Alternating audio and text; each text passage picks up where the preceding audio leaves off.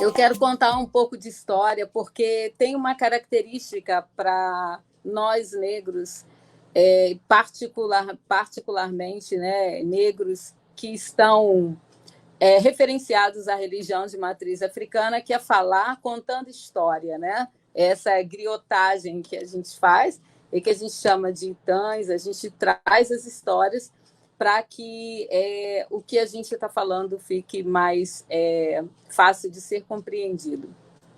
E eu só queria contar brevemente, o livro chama-se de Maria Bonita, Maria da Penha,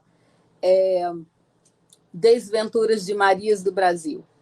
E por que de Maria Bonita a Maria da Penha, né? Então, eu quero contar uma história de um atendimento. Eu sou psicóloga, estava em atendimento a uma adolescente, e o conflito principal que ela traz né, quando eu nasci, né, ela dizia assim: olha, tia, quando eu nasci, o meu pai me jogou de um barranco. Tinha um barranco próximo à minha casa, e ele me jogou de lá porque eu nasci pretinha, meu pai era branco e a minha mãe era bem preta.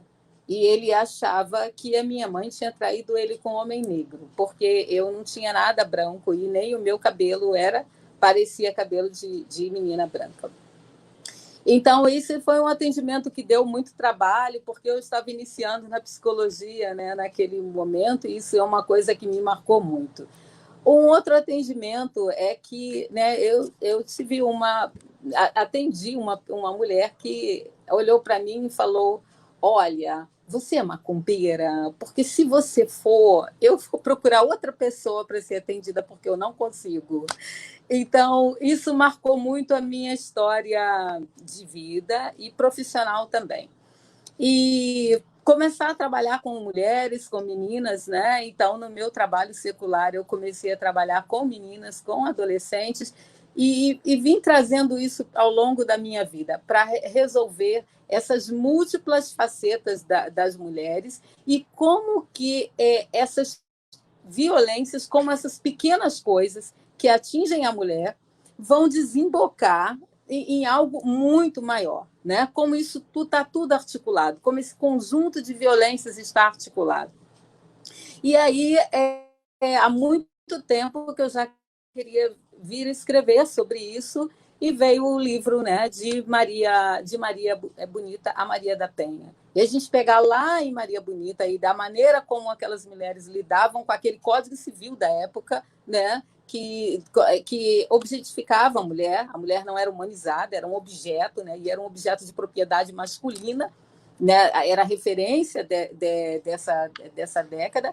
E hoje, assim, Maria da Penha, né, de forma contemporânea, como Maria da Penha lidou com violência, não menor do que na época de Maria Bonita, mas como ela lidou. Pensar nessa linha do tempo faz pensar que cada mulher vai reagindo de uma forma diferente à violência que ela é imposta, mas ela também reage da maneira como a sociedade está organizada, né? Essa violência ela tem muito a ver com a estrutura, né? Com a questão estrutural da organização política, social, mercadológica, capitalista, né? Dentro dessa sociedade. E aí a gente vai pegando as histórias, né, múltiplas histórias de várias Marias brasileiras, e aí entre elas Maria Carolina de Jesus, Maria Ângela Maria, né, a cantora que deixou uma riqueza assim de história para a gente refletir e também encontrar possibilidades de saídas de relacionamento abusivo.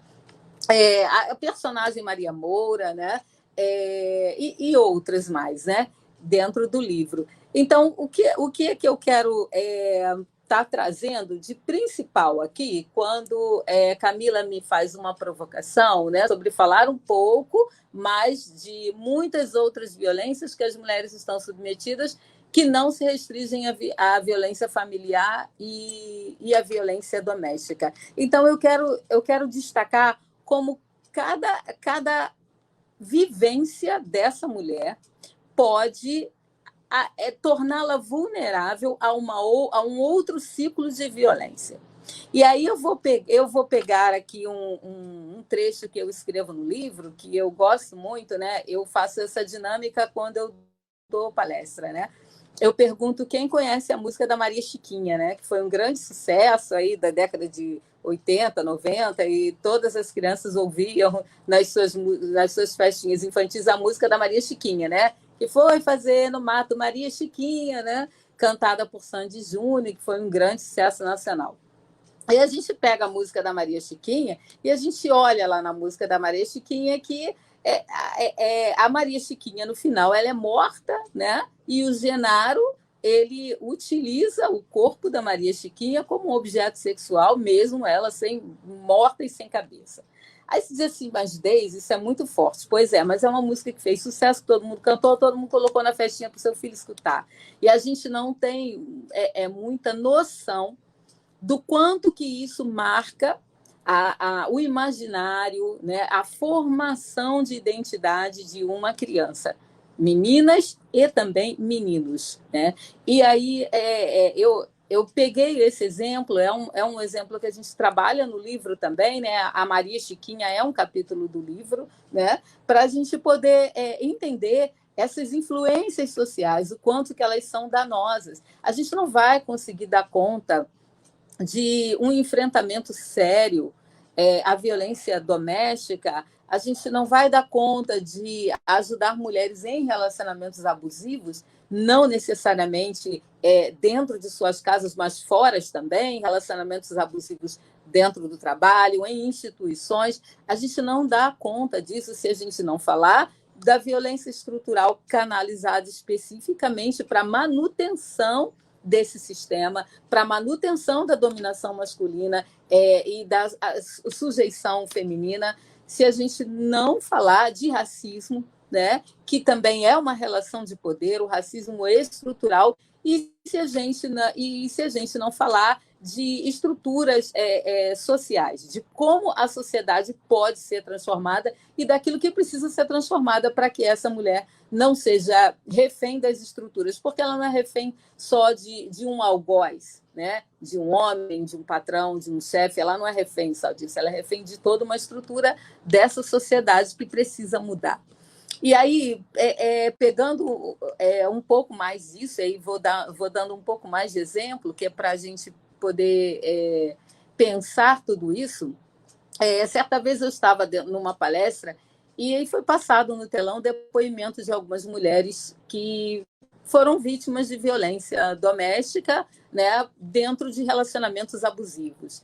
E aí uma delas falava assim: o meu marido, ele me batia, ele me chamava de urubu, ele dizia que eu fedia e que eu era uma negra fedida. E aí ela contou toda a história dela. Mas eu não ouvi o restante da história, porque eu congelei na parte quando ela dizia que o marido chamava ela de urubu e que ela fedia.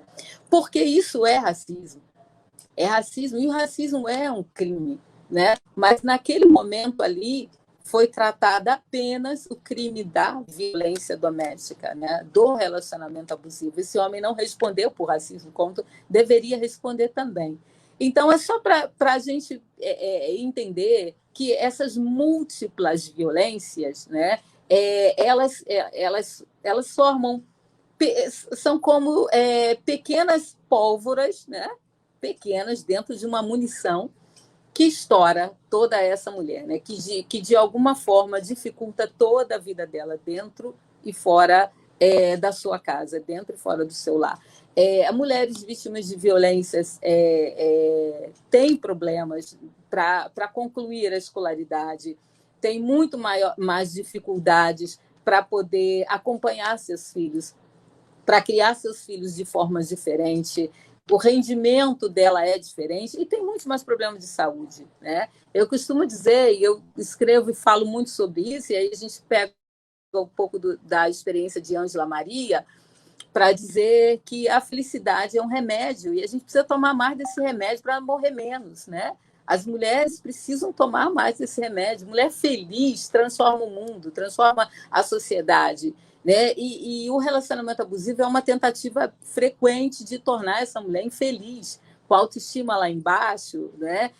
Desistida de si mesmo, né? E faz com que essa mulher não consiga ser o que ela precisa ser, que ela não consiga chegar no caminho que está traçado para ela, né? Que é aberto para ela, por tudo que ela representa, né? Ela tem possibilidades nesse mundo, mas não consegue avançar nas suas principais possibilidades. E essa violência, que a gente fala de violência doméstica, pensa só no homem como algoz, né? Mas vamos pensar em toda uma sociedade como algoz. Eu estou falando de todas essas mulheres, né? Não só a mulher que é vítima de violência dentro de um relacionamento abusivo, mas as que são vítimas de violência também em outros espaços, né? E isso não é menor. A gente pode pensar que mas não é menor. Isso interfere, isso traz a ela uma vulnerabilidade. Uma coisa intrigante também, e que eu fiz questão de a gente trabalhar no livro, são as perguntas mais frequentes sobre violência à mulher. Por que a mulher entra num relacionamento abusivo? Ah, mas por que ela fica? Né? Ah, mas por que ela volta? Não vamos ajudar porque essa mulher volta. Ah, mas o homem é tão bom, né? Será que ela mereceu? Né? Então, todas essas perguntas intrigantes, né? Que surgem dentro do imaginário popular acerca dessa mulher implicada no contexto da violência, a gente vai trabalhando dentro do livro essas respostas de uma forma dinâmica, descontraída, mas também exemplificando, né, para que a gente possa gerar o entendimento daquilo que acontece, mas também daquilo que não precisa acontecer, daquilo que tem solução. Eu dedico um capítulo do livro também a dizer a saga das mulheres negras, né? E aí eu vou falando um pouco sobre isso, porque a realidade da vulnerabilidade da mulher negra à violência, ela acaba sendo muito maior, né? A gente tem um passado escravocrata que colocou essa mulher negra num lugar de objetificação, né? Um lugar onde ela era um objeto de cama-mesa, ela era vista como um objeto de cama-mesa, um lugar onde essa mulher não era humanizada, e é exatamente partindo desse lugar que nascem as vulnerabilidades dessa mulher. E a gente procura entender, né, mas por que as mulheres são vulneráveis a esse tipo de relacionamento?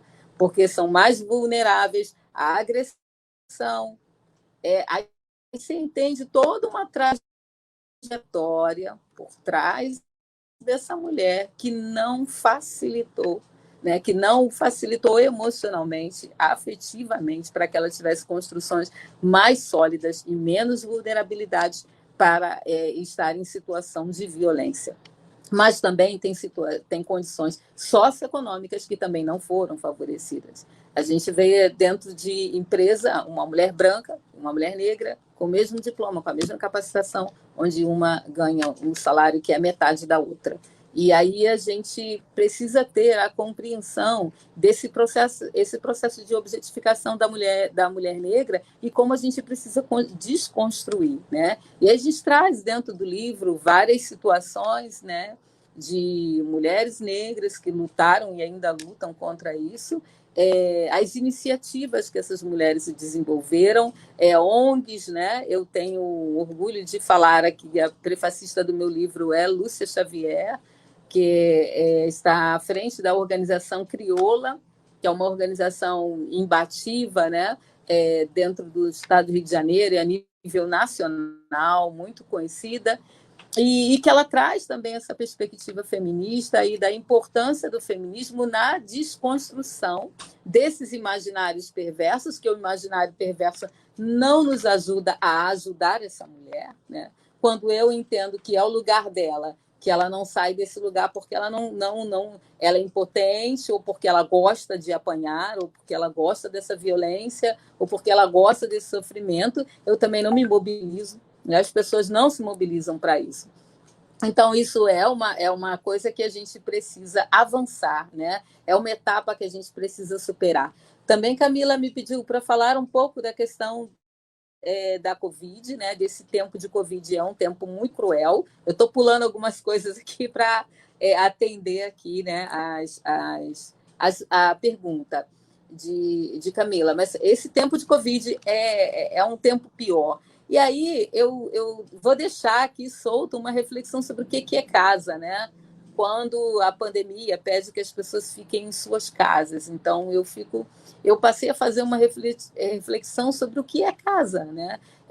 O que é ficar em casa e como isso foi violento, como esse debate tem sido violento. Eu conversei com uma pessoa que disse assim: olha, eu tenho vários funcionários que estão em casa porque simplesmente não querem trabalhar, né? Não, eu preciso colocá-los para trabalhar. A pessoa não tem nada e não quer vir trabalhar. E eu fiquei fazendo uma reflexão e eu falei: você já foi na casa dos seus funcionários?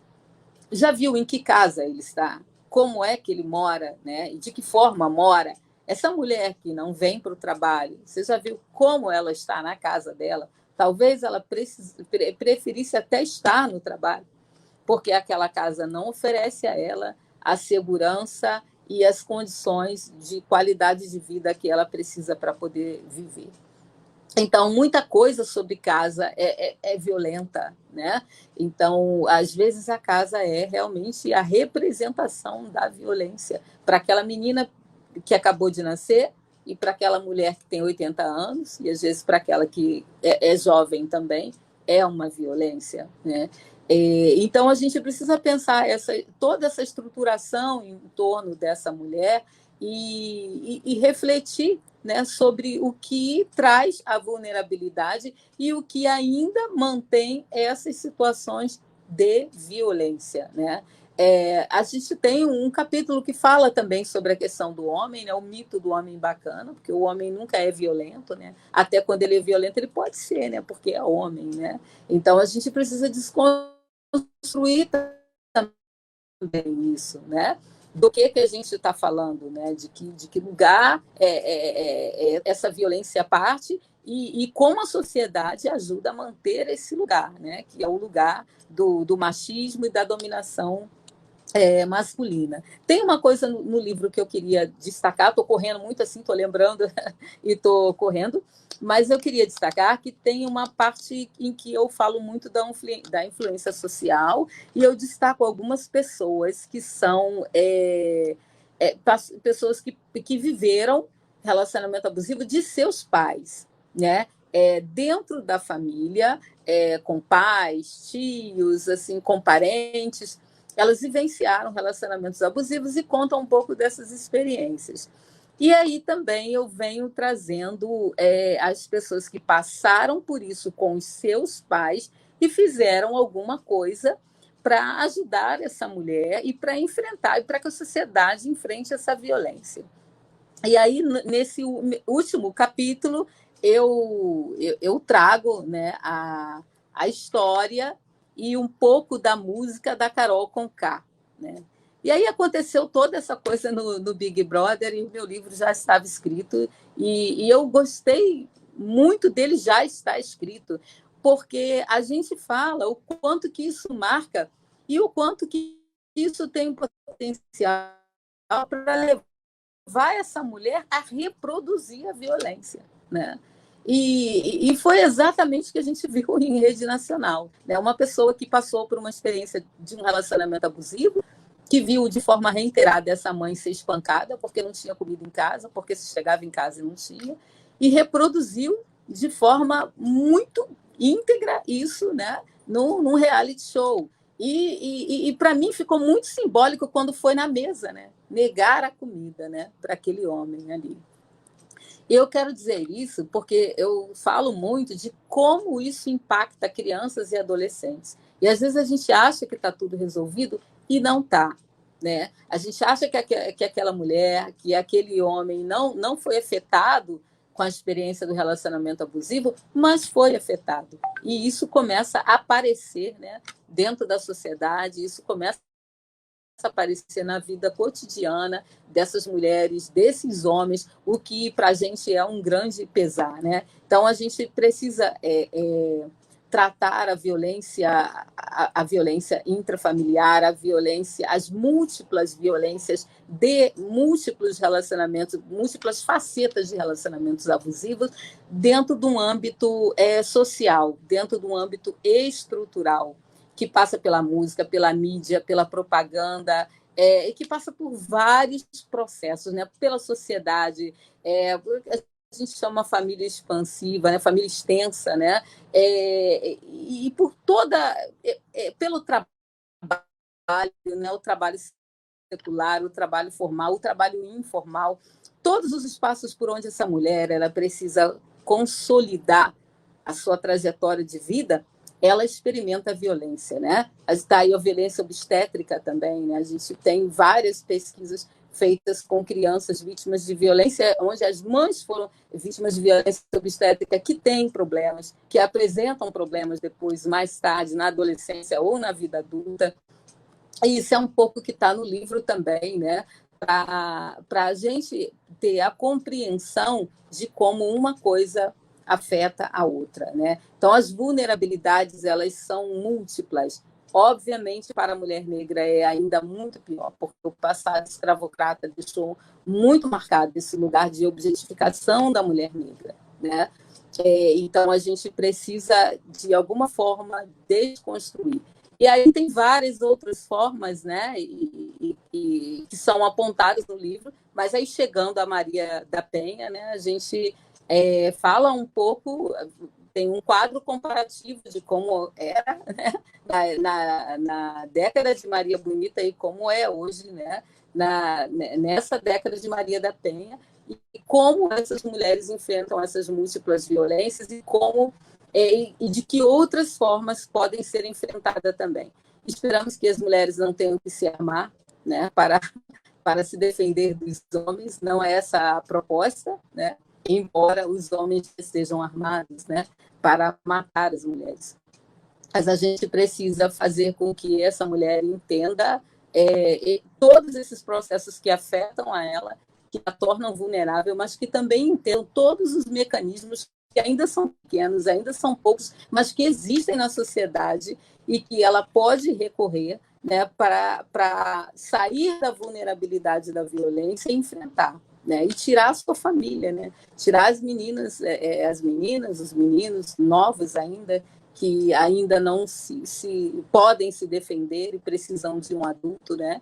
E a gente precisa proteger também nossas crianças, nossos adolescentes. Tem um capítulo dedicado exatamente a isso, que é o da Maria Chiquinha, né? Onde a gente faz toda uma análise, né, de como adolescentes, crianças e adultos são afetados pela violência e como a gente pode protegê-los, mas de que forma a gente pode protegê-los também.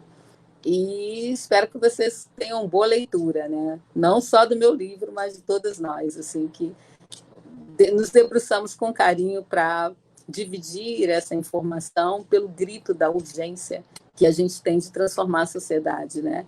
Eu acredito que a sociedade se transforme dentro de um processo longo, mas ela se transforma, né? Muitas coisas, né, aos poucos vão se transformando, mas elas precisam ter um começo, um meio e um fim, e a gente precisa entender o nosso lugar, a nossa parte em transformar a sociedade, né?